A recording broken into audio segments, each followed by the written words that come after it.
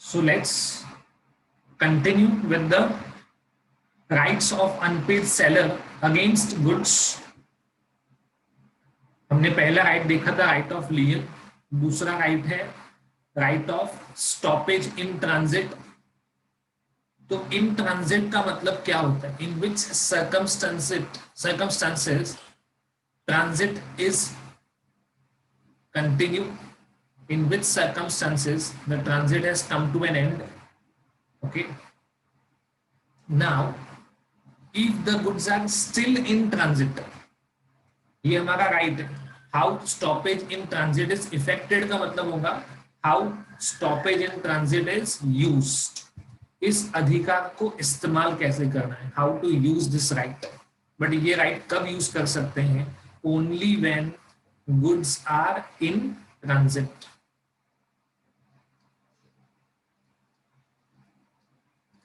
तो इसको दो तरह से हम लोग यूज कर सकते हैं। One is by taking actual position of goods,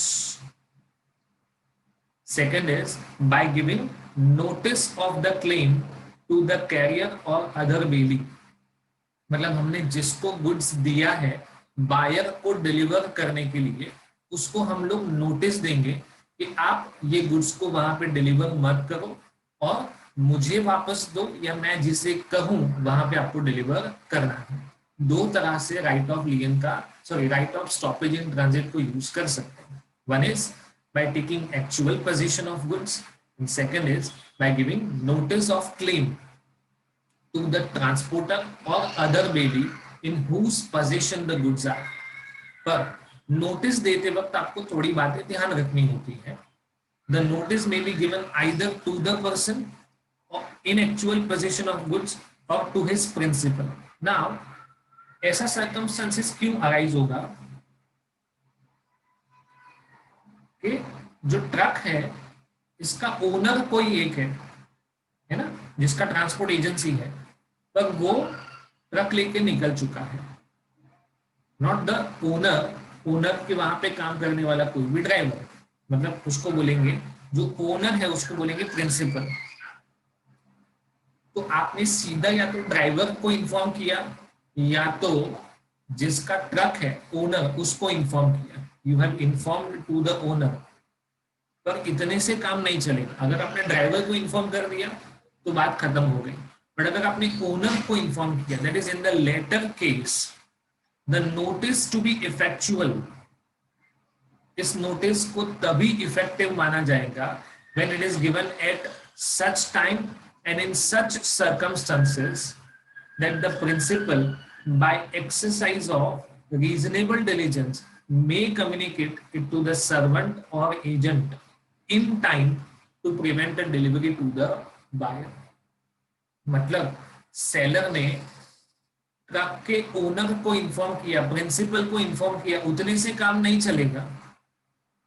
उसको नोटिस देते वक्त आपको प्रिंसिपल को इतना टाइम अलाउ करना पड़ेगा, या ऐसे सर्कमस्टेंसेस में आपको उनको ये नोटिस देना पड़ेगा जिसकी वजह से प्रिंसिपल अपने सर्वेंट को या एजेंट को इन टाइम नोटिस दे पाए गुड्स को डिलीवर नहीं करने के लिए। मतलब आपने सिर्फ प्रिंसिपल को इन्फॉर्म किया तो उतने से काम नहीं चलेगा। ये नोटिस एक्चुअली उसके एजेंट के पास इन टाइम डिलीवरी हो उससे पहले पहुंचना चाहिए। इस बात का भी सेलर को ध्यान रखना पड़ेगा। चलो, अगर notice of stoppage in transit दे दिया गया, it is given by the seller to the carrier और अदर बेली, और वो इफेक्टिव भी था, मतलब इन टाइम मिल गया, तो ही शेल मतलब transporter shall redeliver the goods to और according to the directions of the seller. वापस सेलर के पास लेके आएगा गुड्स, या सेलर जहां पे कहे वहां पे वो गुड्स डिलीवर करके आएगा। Okay, and expenses of such redelivery shall be borne by the seller. इस रीडिलीवरी का एक्सपेंस कौन बेयर करेगा? सेलर। तो आपको दो बातें ध्यान में रखनी है। स्टॉपेज इन ट्रांजिट को हम किस तरह से यूज कर सकते हैं? Bye taking actual position of goods or by giving notice of claim इसका नोटिस देंगे हम लोग bye giving notice of claim. किसको देंगे? या तो जिसके पास गुड्स का एक्चुअल पोजीशन है उसको, या उसके प्रिंसिपल को। बट इस केस में ये नोटिस इफेक्टिव कब बनेगा? जब प्रिंसिपल को ये नोटिस इन टाइम दिया गया हो, उसके पास इतना मौका हो कि वो अपने एजेंट को इन्फॉर्म कर सके इस चीज के लिए goods are not to be delivered. वो इतना मैसेज पास ऑन कर सके, इतना टाइम होना चाहिए। ओके, आगे इसका एनालिसिस दिया हुआ है जहां पे ये इन्हीं बातों को रिपीट किया हुआ है। एक और बात मैं आपको बताना चाहूंगा, right of stoppage in transit is an extension of right of लियन। क्या कहेंगे उसको हम लोग? It is an extension of right of लियन। इसका ये मतलब होता है कि जहां पे राइट ऑफ लियन खत्म होगा वहां से right of stoppage in transit शुरू होगा। क्योंकि मोस्टली राइट ऑफ लियन कब एक्सरसाइज होता है? जब आपके पास गुड्स का पोजीशन होता है तब। और right of stoppage in transit कब एक्सरसाइज कर सकते हैं? जब आपके पास उसका पोजीशन नहीं है, means you have parted with the position. तो in most cases right of lien कब एक्सरसाइज होगा? जब आपके पास पोजीशन ऑफ गुड्स होगा। Right of stoppage in transit कब होगा? जब आपके पास से पोजीशन निकल चुका है गुड्स का, सेलर के बायर के पास पहुंचा नहीं है। ओके, तो इसमें क्या क्या कंडीशन सेटिस्फाई करनी पड़ेगी? The seller must be unpaid, ये तो बेसिक कंडीशन है। Must have parted with the position of goods, जैसा मैंने आपको यहाँ पे बताया। गुड्स आर इन ट्रांजिट, मतलब इसका ट्रांजिट खत्म नहीं हुआ है। सबसे इंपॉर्टेंट कंडीशन, इसको मार्क करना है, this is the most important condition. Right of लियन आप दो केस में एक्सरसाइज कर सकते हैं। बायर ने पे करने से मना बोला तो भी, और बायर इंसॉल्वेंट हो जाता है तो भी। राइट ऑफ लियन दो केस में होगा, अगर बायर पे करने से मना करे या बायर इंसॉल्वेंट हो जाए तो। स्टॉपेज इन ट्रांजिट आप तभी एक्सरसाइज कर सकते हो जब बायर क्या हो जाए? Insolvent, when the buyer becomes insolvent.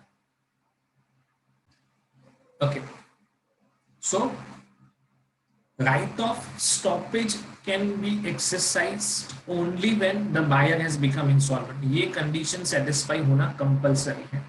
इसका कुछ एग्जांपल दिया हुआ है। B at Delhi orders goods of A at Mumbai. A consigns and forwards the goods to B. On arrival at Delhi, they are taken to B's warehouse and left there. B refuses to take these goods and stop payment. The goods are in transit, मतलब जब तक buyer ने goods का delivery नहीं लिया है, या buyer अगर गुड्स का डिलीवरी लेने से मना कर दे, तो ऐसा माना जाएगा कि goods are still in transit. Seller अभी भी अपना right of stoppage in transit, क्योंकि गुड्स तो निकल चुका है। कंसाइंस का मतलब क्या? उसने गुड्स का पोजीशन दे दिया है, तो राइट ऑफ लियन नहीं होगा, but right of stoppage in transit. देखो, दो वर्ड्स याद रखना, लियन में रिटेन द पोजीशन होता है और स्टॉपेज में रीगेन द पोजीशन होता है। यहाँ पे गुड्स का पोजीशन आपके पास है और आप उसको अपने पास ही रखना चाहते हो। यहाँ पे पोजीशन आपके पास है नहीं, बट आप उसको वापस अपने पोजीशन में लाना चाहते हो, means you want to regain the position of goods. Okay, duration of transit, goods are deemed to be in course of transit from time when they are delivered to the carrier for the purpose of transmission until the buyer or his agent on behalf of buyer takes delivery. We have already discussed the same, है ना। यहाँ पे कब transit खत्म हो जाएगा? जब buyer goods का डिलीवरी ऑब्टेन कर लेगा। Buyer obtains delivery before destination. Okay, when the transporter acknowledges that he now holds the goods on behalf of buyer. Transporter wrongfully refuses to deliver the goods. Goods are delivered to the carrier hired by the buyer, ship chartered by the buyer. क्या पढ़ा था हम लोगों ने? Ship chartered by the buyer. Where part of the delivery has been made so as to show that the remaining goods are also delivered. Where the goods are delivered to a ship chartered by the buyer, we have already seen. How stoppage in transit is effected? By taking actual position or by giving notice. Now, very much important topic. काफी important topic है. Difference between right of lien and right of stoppage in transit. Okay, एक मैंने आपको already बता दिया है. Right of lien is about retaining possession of goods, whereas right of stoppage is about regaining possession of goods. Condition क्या satisfy करनी पड़ेगी right of lien के लिए? Seller should be in position of goods under lien, while in stoppage in transit seller should have parted with the possession should be with the transporter, and buyer or we can say buyer's agent has not acquired the possession. ये तीनों condition satisfy होनी चाहिए. Seller ने goods का position दे दिया है, position transporter के पास है, और बायर ने उसका पोजीशन अभी तक लिया नहीं है, तो ही आप right of stoppage in transit को यूज कर सकते हो, otherwise it can not be used. Right of lien can be exercised even when the buyer is not insolvent. Not insolvent का मतलब बायर सॉल्वेंट है. इसको लिखेंगे बायर क्या है? सॉल्वेंट. तो भी आप मतलब दोनों केस में बायर ने पे करने से मना किया तो भी होगा, बायर इंसॉल्वेंट हो गया तो भी आप ये यूज कर सकते हो. But it is not the case with right of stoppage in transit. मतलब ये तभी एक्सरसाइज होगा जब बायर क्या बन जाएगा? Insolvent. You have to be very clear. इन लोगों ने थोड़ा कंफ्यूजिंग वर्ड लिखा है, आपको बहुत ध्यान से पढ़ना है. लियन आप दो केस में एक्सरसाइज कर सकते हो. बायर refuses to pay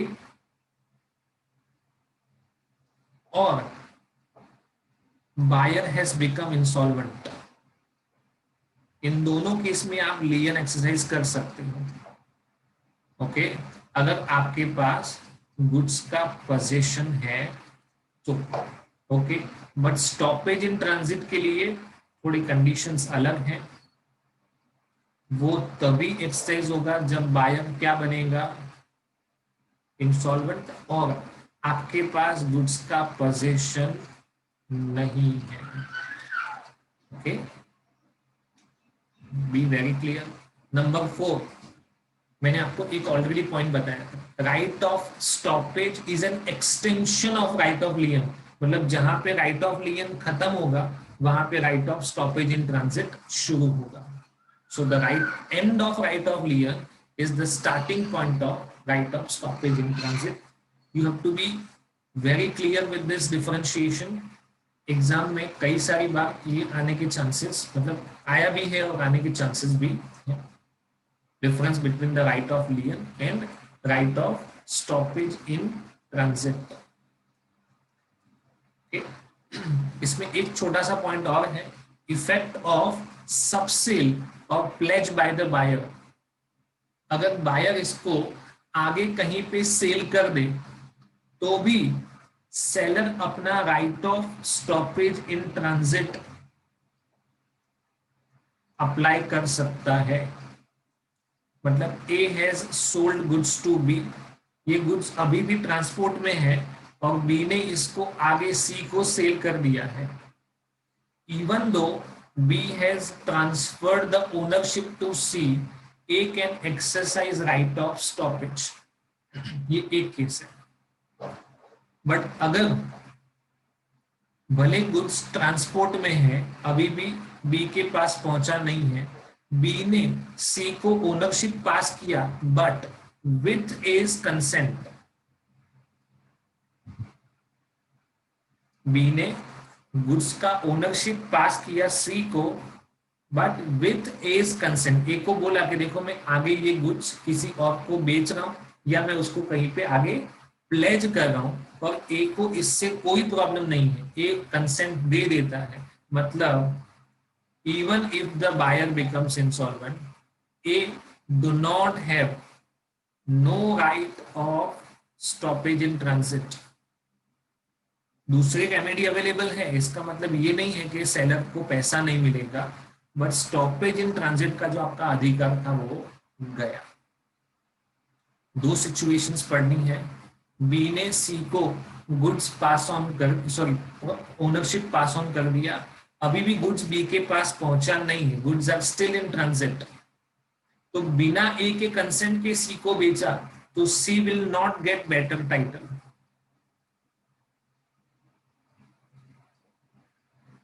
सी का टाइटल अगर बी का डिफेक्टिव है तो सी का भी कैसा रहेगा, डिफेक्टिव।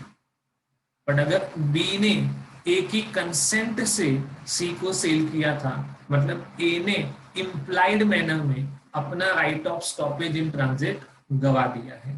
देखो लिखा हुआ है, unless the seller has assented to it. So this is the effect of sub-sale or pledge by the buyer. The right of stoppage, ये भी एक important condition है। The right of stoppage is defeated. आप अपना right of stoppage use नहीं कर सकते हो if buyer has transferred the document of title or pledges the goods and a sub-buyer to a sub-buyer in good faith and for consideration. Okay? Example, A sold certain goods to B of Mumbai and goods are handed over to railways for transmission to B. In the meantime, B sold these goods to C for consideration. B becomes insolvent. देखो यहाँ पे A का consent नहीं लिया गया है, A can still exercise his right of stoppage. पर जहाँ पे A का consent था, A's consent was taken, मतलब जो मेन सेलर है उसका कंसेंट लिया गया है। When the seller has assented to the sell, mortgage or other disposition, तो उसका right of stoppage in transit गया। ओके, उसका भी एग्जाम्पल दिया हुआ है। A के goods, A entered into a contract to sell, A के गुड्स कहीं पे गोडाउन में पड़े हुए हैं और ए ने कहा बी को कि ये जो गोडाउन में पड़े हुए गुड्स है वो मैं तुमको बेचता हूं, and B agreed with B that the price will be paid to A from the sale proceeds recovered from customer। मतलब ए और बी के बीच में क्या कॉन्ट्रैक्ट हुआ, चलो ये वर्क फिंगर की बात छोड़ो, ए के गोडाउन में कुछ गुड्स पड़ा हुआ है, ए ने ये गुड्स बी को बेचा, बी ने कहा कि मैं ये गुड्स खरीदने के लिए रेडी तो हूं, पर मैं आपको प्राइस तभी पे करूंगा जब मैं इसका पैसा अपने सब्सिक्वेंट कस्टमर्स से रिकवर करूंगा। इसका इम्प्लाइड मीनिंग ये है कि बी के पास गुड्स का पोजीशन भी होना चाहिए और उसका ओनरशिप, राइट ऑफ सेल भी होना चाहिए। अगर बी के पास पोजीशन होना चाहिए, इसका मतलब गुड्स ए के पास से निकल के बी के पास पहुंच गया है, means A has lost the right of stoppage in transit. क्योंकि ए ने कहा था ठीक है तुम अपने कस्टमर्स को बेचना, उसमें से तुमको जो रिकवरी होगा उसमें से तुम्हारा प्रॉफिट निकाल के मुझे पैसा दे देना। मतलब ए ने खुद आगे ये गुड्स बेचने के लिए बी को कंसेंट दिया है। It means A has lost the right of stoppage in transit. B sold the goods to C. C ने B को पेमेंट कर दिया, but B failed to make payment to A. A wanted to exercise his right of lien and ordered the wharfinger, that is the godown keeper, not to make delivery. यहाँ पे seller अपना right of लियन exercise नहीं कर सकता है। क्या बोलेंगे? A's right of lien is defeated, क्योंकि उसने खुद ऐसा बोला था कि आगे सेल करो, उसमें से जो पैसा आए वो तुम।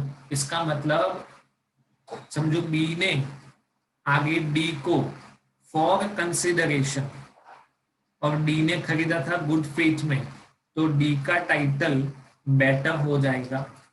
ए कैन नॉट आस्क डी कि तुम मुझे अपना गुड्स वापस दे दो या गुड्स का डिलीवरी लेने मत आओ, क्योंकि ए ने तो for consideration and in good faith लिया था। दूसरा एक्सेप्शन है, when a document of title to the goods has been transferred to the buyer and the buyer transfers the document to a person who bought goods in good faith, हम ये देख चुके हैं। for value का मतलब for consideration.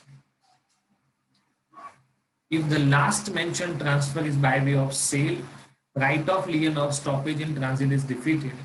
If the last mentioned transfer is by way of pledge, मतलब A ने goods दिया B को, B ने इसको pledge किया है C के पास, so unpaid seller's right of lien or stoppage only be exercised subject to the rights of pledgee. मतलब अब पहला राइट C का होगा। सपोज ए ने बी को 10 लाख रुपए के गुड्स भेजे हैं, बी ने ये गुड्स प्लेस कर दिए सी के पास और उसने 3 लाख रुपए का लोन ले लिया। तो अगर बी इसका प्राइस पे करने से मना करे, अगर बी इसका प्राइस पे करने से मना करे तो सी का राइट फर्स्ट, मतलब सी क्या कहेगा, एक काम करते हैं, मैं इस गुड्स को मार्केट में सेल करता हूं, समझो सेल करके 11 लाख रुपए मिले, मार्केट प्राइस बढ़ गया, तो पहले सी अपना 3 लाख रुपए प्लस समझो 5,000 रुपए इंटरेस्ट, 3 लाख 5,000 रिकवर करेगा। 11 लाख में से 3 लाख 5,000 रिकवर करने के बाद 7,95,000 वो ए को पेमेंट करेगा। मतलब A's right are subject to right of C. C is a pledgee and B is a pledger. B ने ये गुड्स प्लेज किए थे, प्लेज करना मतलब एज अ सिक्योरिटी किसी को गुड्स देना, और ये मूवेबल एसेट है इसलिए इसको प्लेज कहा जाता है। इमूवेबल होता तो इसको मॉर्गेज कहा जाता।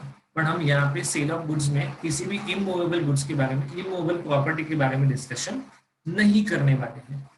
ओके, तो बी ने इसी गुड्स पे सी के पास से लोन ले लिया, तो सी पहले अपना जो भी अमाउंट है वो रिकवर करेगा, उसके बाद जो गुड्स बचा तो वो गुड्स वापस कर देगा ए को, या अगर उसने वो गुड्स मार्केट में सेल कर दिया, वैसे तो उसको गुड्स पूरा गुड्स सेल करना अलाउड नहीं है, वो इतना ही गुड्स अपने पास रख सकता है जितना उसका अधिकार है। बट इन केस सी ने पूरा गुड्स मार्केट में सेल कर दिया, उससे जो भी पैसा आया उसमें से पहला वो अपना पोर्शन सेटिस्फाई करेगा और बैलेंस जो बचेगा वो ए को दे देगा।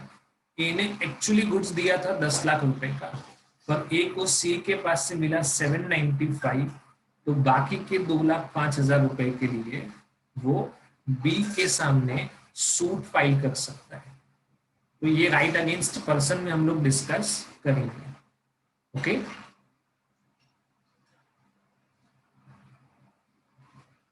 however, the pledgee may be required by the unpaid seller to use it in the first instance other goods or securities of the pledger. चलो इसको समझते हैं क्या है। बी ने गुड्स के साथ साथ अपना गोल्ड भी प्लेज किया था। ए ने बी को 10 लाख रुपए का गुड्स दिया, बी ने सी के पास ये गुड्स प्लस अपने पास थोड़ा गोल्ड पड़ा हुआ था वो भी प्लेस कर दिया और 3 लाख रुपए का लोन ले लिया। तो ए सी को रिक्वेस्ट कर सकता है कि काम करो, तुम्हारा जो 3 लाख है उसमें से पहले गोल्ड सेल करके रिकवर करो, बाकी का जो पैसा बचता है वो तुम मेरा गुड्स बेच के रिकवर करो। तो सी ने कहा ठीक है, मुझे मेरे पैसों से मतलब है, तो उसने गोल्ड सेल करके रिकवर किया 1 लाख और ए का गुड्स सेल करके रिकवर किया लेट्स से 2 लाख रुपए। इंटरेस्ट का हम यहाँ पे कंसिडरेशन नहीं लेते। ओके, तो बाकी का 8 लाख रुपए का गुड्स वो किसको वापस कर देगा, ए को। तो जो बाकी के 2 लाख बचे वो ए किसके पास से रिकवर करेगा, बी के पास से। by filing a suit for price. Okay. Okay. Effect of stoppage, अगर हमने स्टॉपेज इन ट्रांजिट का यूज किया तो इसका इफेक्ट क्या होगा? When the seller exercises is right of लियन, sorry right of stoppage, इसका मतलब कॉन्ट्रैक्ट ऑफ सेल खत्म हो गया ऐसा नहीं है. The contract still remains in force and the buyer can ask for delivery of goods on payment of price. Seller ने right of stoppage in transit exercise किया, इसका मतलब कॉन्ट्रैक्ट खत्म हो गया ऐसा नहीं है. बायर अभी भी उसको रिक्वेस्ट कर सकता है कि चलो मैं तुमको पेमेंट कर देता हूँ, तुम गुड्स का डिलीवरी दे दो. Buyer can still ask for delivery, but now compulsory on payment of price. Right of resale. Seller के पास right of resale कब आएगा? It is a very valuable right given to an unpaid seller.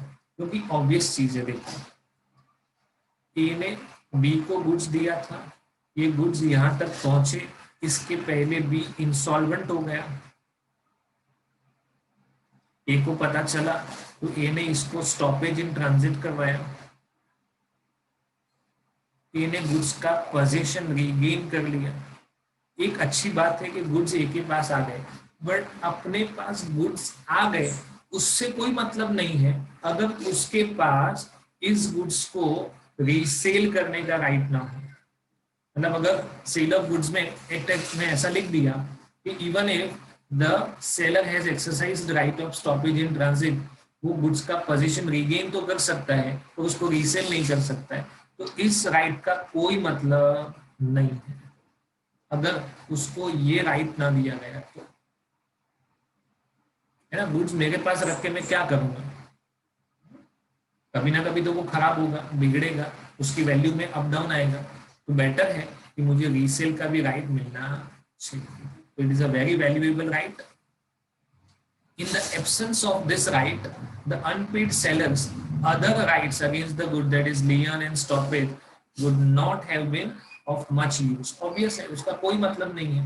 मैं अपने पास goods को रख के उसकी value बढ़ा नहीं सकता. Okay, so the unpaid seller can exercise, but only subject to the given conditions. So when the goods are of a perishable nature, बिगड़ जाएंगे, है ना, वेजिटेबल फ्रूट्स इस तरह के गुड्स हैं. In such a case the buyer did not be informed. Buyer को inform करने की कोई जरूरत नहीं है. आपने स्टॉपेज इन ट्रांजिट एक्सरसाइज किया, गुड्स का पोजीशन रीगेन किया, अब उसको किधर भी कहीं भी कभी भी बेच सकते हो बिना बायर को इन्फॉर्म किए. बट अगर गुड्स पेरिशेबल नेचर के नहीं है, then he must give a notice to the buyer of his intention to resell. मतलब अभी भी पहला ऑप्शन वो बायर को देना है कि अगर तुम मुझे पैसा देने के लिए रेडी हो तो मैं तुम्हें गुड्स देने के लिए रेडी हूँ. बट अगर तुम्हारी पोजीशन नहीं है, तुम्हारा इंटेंशन नहीं है, तो मैं इस गुड्स को कहीं और सेल करने का इंटेंशन रखता हूँ.